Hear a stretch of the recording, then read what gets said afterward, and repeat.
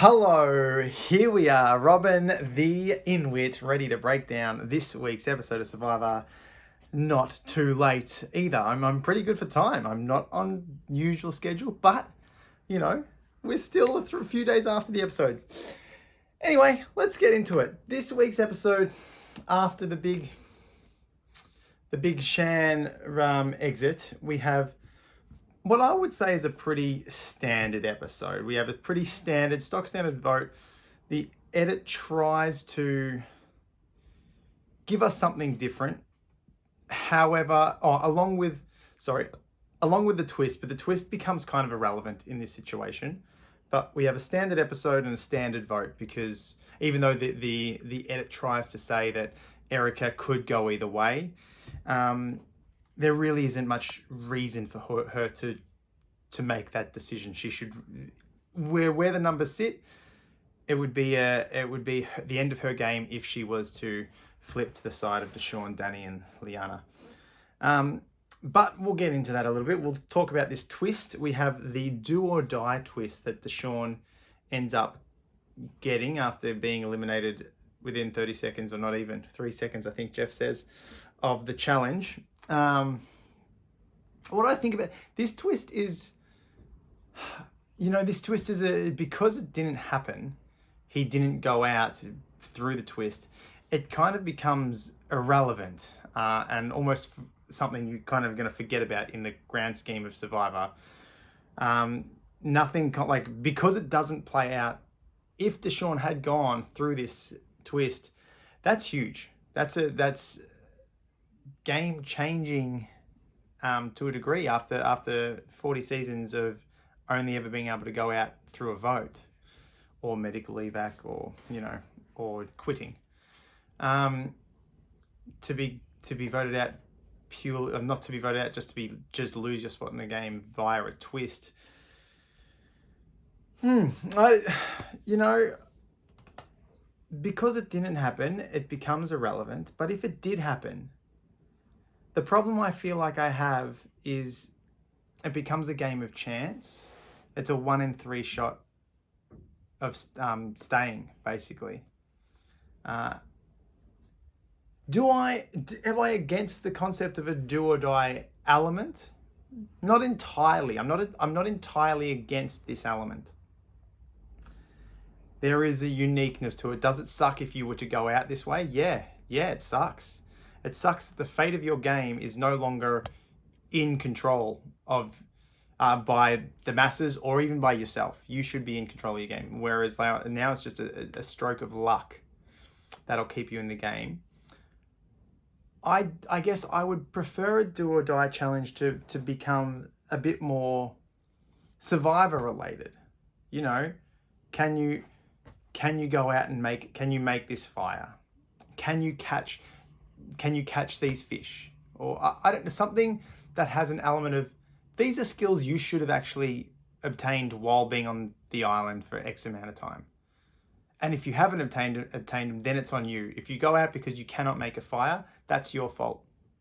Not the standard fire with the break the string thing. But there should be some sort of, I guess, test in this do or die challenge, rather than a stroke of luck, a 1 in 3 chance of picking the right box or the stone or whatever they do with it if they bring this back again. I think it would be better if you go out through this twist, if you cop this twist, that you should have everything in your arsenal to stay.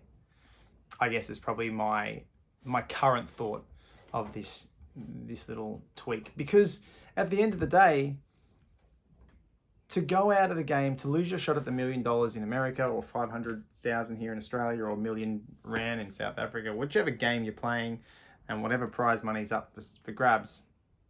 The problem we have is the whole concept is built upon your ability to interact with everybody. Should have closed the door before I put the washing on. Oh well, we'll have to deal with washing noises in the background. So yeah, that element of being completely out of your hands kind of sucks, because that's what has made Survivor for so many years. But if if the element comes down to the fact that you should be able to do these tasks, you have 3 tasks, you got to complete all 3 or whatever it is, yeah, then that's on you, because they're parts of the game that you should have under your control by now. And in that sense, I don't mind it, I guess. I think I just read an article recently about, about this twist, actually, about the whole idea that in Survivor, they thought the people in the early days, they thought the people who were going to be the survival experts would win, but Richard Hatch comes in and completely annihilates through strategy. And so the game is so heavily strategic that maybe throwing a do or die element in that is survival based might be okay. You know, you've got the do or die challenge, you've got 1 night to complete this. Sure, you can sit on an island, but you have tasks to complete on Exile Island that if you don't complete these things, you're out. You have not learnt all the skills you needed in Survivor. I don't know. That's where I kind of think it should potentially go if they bring it back again. I am one for twists. I am one for, trying to keep the game fresh. But at the expense of the game, no. The game is paramount. And the best episodes so far of this season, even though we've been given twist after twist and advantage and everyone knows everything and just it's a whole lot of rubbish that they're corralling the players to do this amazing blindside or this, they want the drama. At the end of the day, the best episode so far has come from the players. The players create everything. The players are the ones that evolve the strategy. Don't dictate the strategy through your advantages. That's, again, I'm sure I've said that over and over again. Anyway, Deshaun picks the right box. He gets the fire symbol instead of the skull symbol, and he goes on, and we go into our vote. It's pretty self-explanatory. Like you got Heather, Xander. Who's the other one before Erika? Who's with them? Who is it? Come on, Robin. You should know this. We're 11 weeks into the season. Oh, man. It'll come to me. We'll come back around. Other side, we've got Danny, Deshaun, and Liana. Then we've got... Man, why have I forgot the other person? And if I was going to forget anyone, surely it should be Heather, because she's had half an hour at best joint screen time. She's like solitary screen time. She's probably had around 10 minutes. So to remember Heather and not the other person, we've got Xander, we've got Heather, we've got Erika. It was 7, wasn't it? Surely it was 7. Oh, Ricard, of course.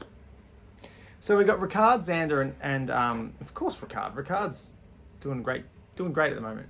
Got Xander, Ricard, and Heather on one side. Erika sits in the middle with our tight 3, which is a really tight 2 technically, and Liana, who's going on her, had a bit of a revenge path at the start when they talked about getting rid of Shan.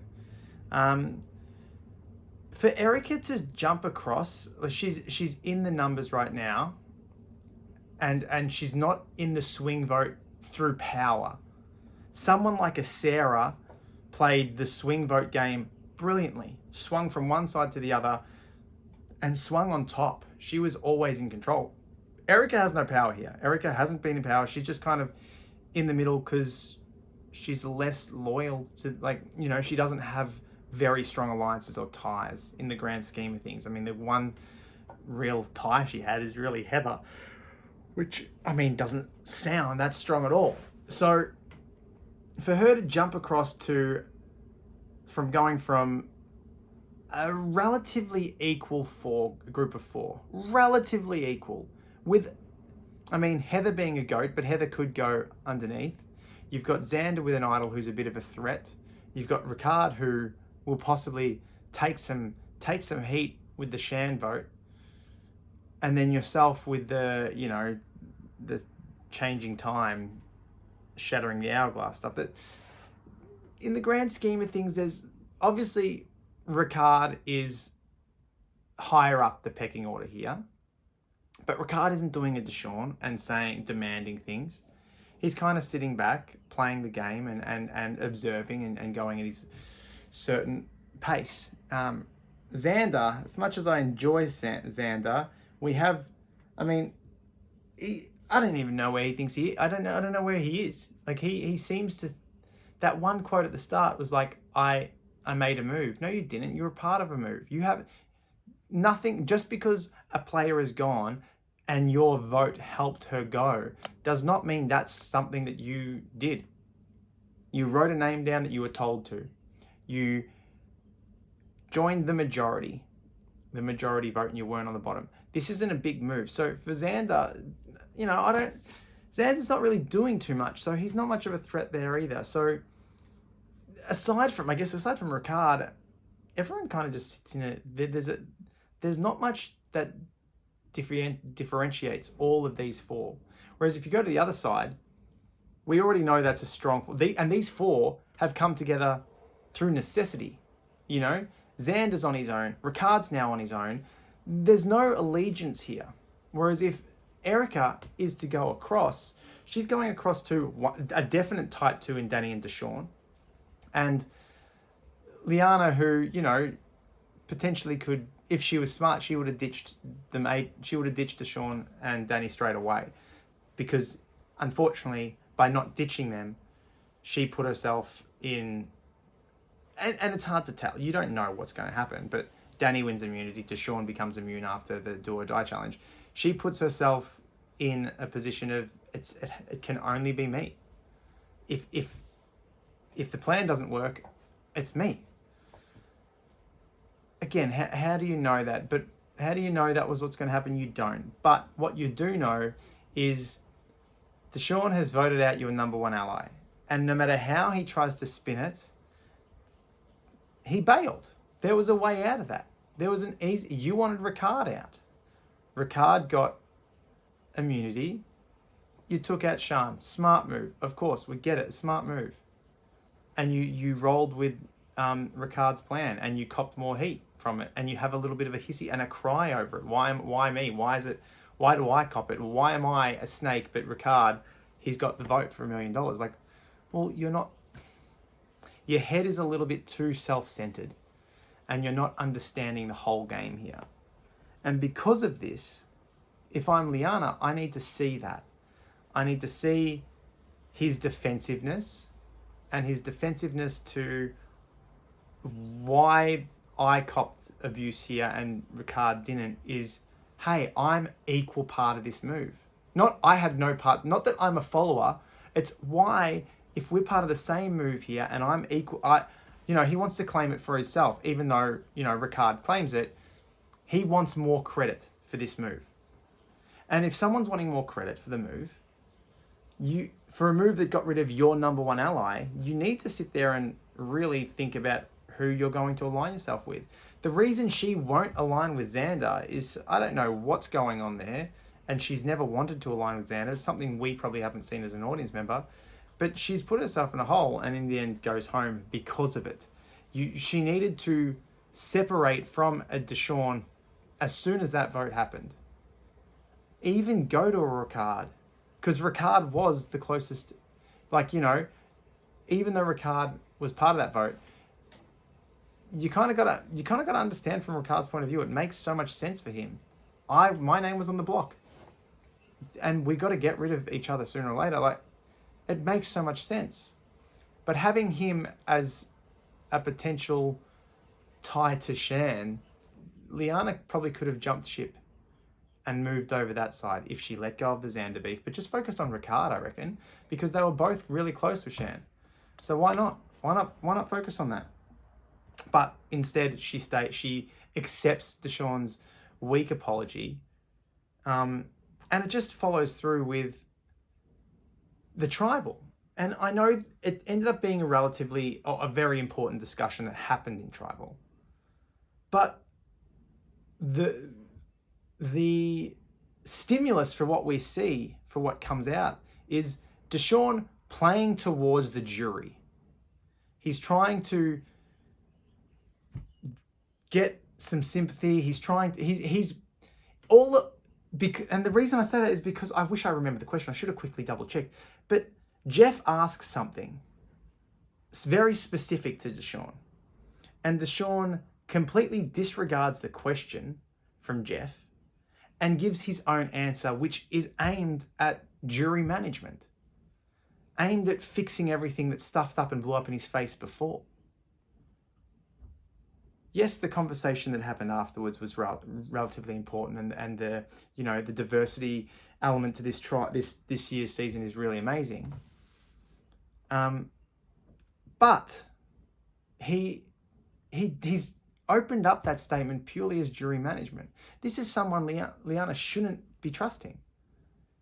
This is someone who's trying to manipulate people and not doing a very good job, mind you. I don't think Deshaun is doing a really good job at manipulating people. He's going to go pretty far, but to be honest, I think we're going to get a very weak final three at the moment. From what I'm watching, Xander might actually make it, and he was strong early on, but does he deserve the million? Probably not.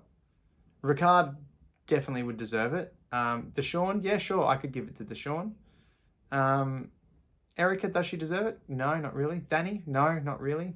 Heather, forgot her name just then. No, definitely not. Heather's the one you're taking to the end. So really, you only have one clearly deserving winner, and you have another one who, yeah, if he got to the end, he's got a good case to pitch. And unfortunately, we're left with really weak females now. Shan was a really strong female to be a great contender for a winner, and the diverse female winner of Survivor would have been amazing. Again, we need this, but what we're left with is a bunch of fluff, to be honest. And we need to get Ricard out. When Ricard doesn't win, we got to get rid of Ricard. And when Ricard goes, Deshaun's going to be next on the list. It just has to happen. And then you probably get Xander. Xander's got his idol. I mean, Xander and Danny kind of battle it out for the physical threat. I mean, Erika might win. Erika could actually win this. Erika could come in. A lot of people seem to say she's a very smart player. We're not seeing a lot of it at the moment, aside from the fact that she didn't jump ship. But I'm really concerned now that we're just going to pick up all the strong players and we're going to be left with a really mediocre final three, which is going to suck, to be honest with you. But that's the game, and that's not anyone's fault other than the people who are on the jury. They got themselves voted out. We all know why Sean got voted out. She was foolish. She deserves to be on the jury. Even though she was the strongest player, she definitely deserves to be there. Deshaun, he will deserve to be on the jury. Ricard's the only reason Ricard ends up on the jury is because he is just so threatening. He's the only one here that seems to, he played the way Shan should have been playing. Just a bit smarter and less, it's all about me. A bit more listening. So I'm pretty concerned we're going to have a weak final three, I guess is all I'm saying here. I hope we don't. I hope Ricard can get there. Ricard ends up winning there. But maybe Erika is going to come through. If it's Erika, Xander, and Heather, I mean, Xander gets a couple, but I just somehow feel like Erika might just get a few more. Danny, Deshaun, Erika, again, same thing.